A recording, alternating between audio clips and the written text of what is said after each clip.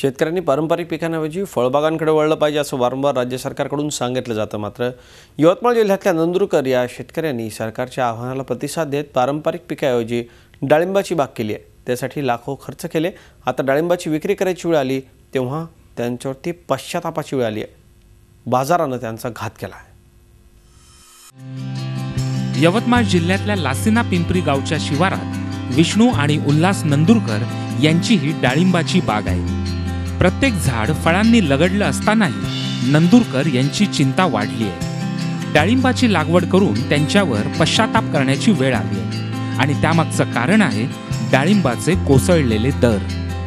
दर्जेदार डाळिंबाचं उत्पादन घेऊन आज बाजारात त्याला भावच मिळत नाही। ज्या मालाला आम्ही 10 ते 12 लाख रुपये लागवडीला खर्च केला, माल निघेपर्यंत खर्च केला आणि आज आमची अशी स्थिती आहे की आमचा माल हा 5 ते 6 लाखातही जात नाही आहे। हाच जर माल चांगल्या तेजीमध्ये जर गेला असता, चांगल्या रेटमध्ये जर गेला असता तर 20 ते 22 लाखापर्यंत आज आमचं अपेक्षित उत्पन्न होतं। तो या हिशोब आम्ही केला होता की म्हणजे 22 ते 20 लाखापर्यंत उत्पन्न जाईल बाबा। नंदुरकर यांनी 5 एकरात भगवा जातीच्या डाळिंबाची लागवड केली आहे। या बागेसाठी पाण्याचं नियोजन रासायनिक खतांऐवजी नैसर्गिक पद्धतीचा अवलंब केला। त्यामुळे नंदुरकर यांच्या बागेत डाळिंबाचं दर्जेदार उत्पादन झालं।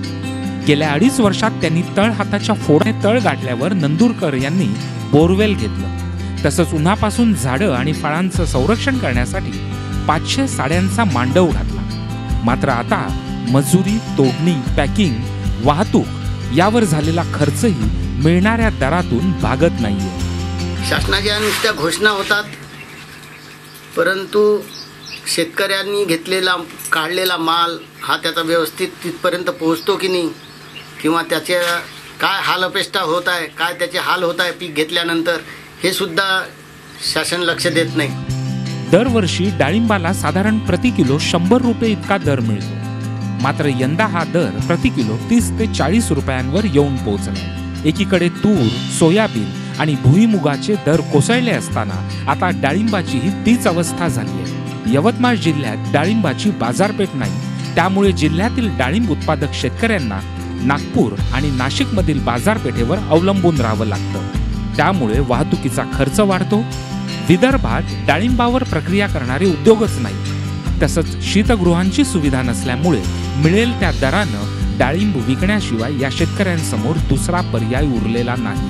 अतिशय उत्कृष्ट असं पीक घेऊनही या यवतमाळ जिल्ह्याला मार्केट नसल्यामुळे आम्हाला परजिल्ह्यात जाऊन व्यापारी शोधावं लागतात आणि शासनाच्या कुठली योजना किंवा कोल्ड स्टोरेज नसल्यामुळे आपण आपलं पीक, आलेलं पीक डाळिंब हे कुठे ठेवू शकत नाही।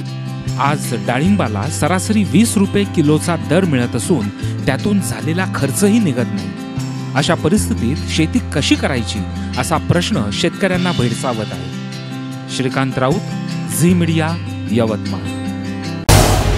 झी 24 तास रहा एक पाऊल पुढे।